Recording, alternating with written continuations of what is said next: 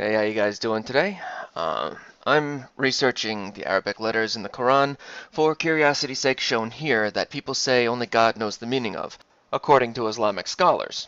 And that is the order of the letters and whether or not there is some sort of inherent message within these letters themselves. And because of the similarities in Hebrew, I place the equivalent letters in the same order. Now, I am a Christian man, and I do believe wholeheartedly in the words of Yeshua, Jesus, and I will not back down from my faith.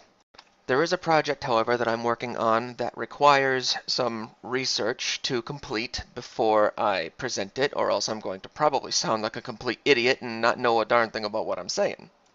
There is a great deal that I know, and I'm willing to bet that there is still a great deal that I don't know. As far as this little mystery is concerned, I would like to get the perspective of somebody of Hebraic mindset and that of an Arabic mindset, so I can better understand these letters and whether or not they actually do make sense or if they're just a complete mystery as some scholars suggest. Now to the top left corner, I have these letters in a sequence that could possibly form a word, so the obvious question here is, do they form a word? And if so, I'd like to hear from both a Hebrew speaker and an Arabic speaker who knows how to conjugate these letters and find out whether or not it does make a word or if it just doesn't make any sense whatsoever. Now, on the other hand, I did find a chart, which I will put up here. And as you can see, the chart shows the character, the name of the character, and the meaning behind the character. Coming back to the original pic on the bottom left-hand corner, we have the Hebrew letters, the Arabic letters, their names and their meanings, according to the chart. The Hebrew letters, and forgive me if I'm mispronouncing them, Aleph, Lamed, Mem, and Tzadi, the meanings of which are master, teacher, water, and righteousness.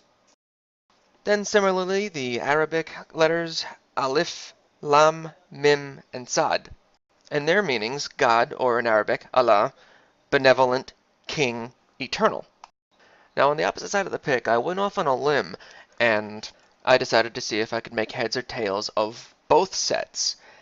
Using both the Hebrew and the Arabic meanings of these letters, I came up with God is a benevolent master and teacher who is an eternal king from whom the water of righteousness flows.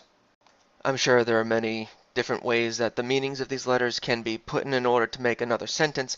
However, I tend to think that this particular one that I put together speaks the truth about God and glorifies Him.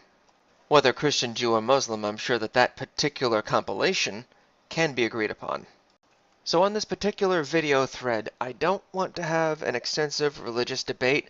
What I would like to do is just focus on the vernacular of these letters and whether or not they possibly form a word. And if so, what would it mean to Arabic and Hebraic speaking people? So thank you for your time in listening through this video. If you have any insight or any thoughts, feel free to post them.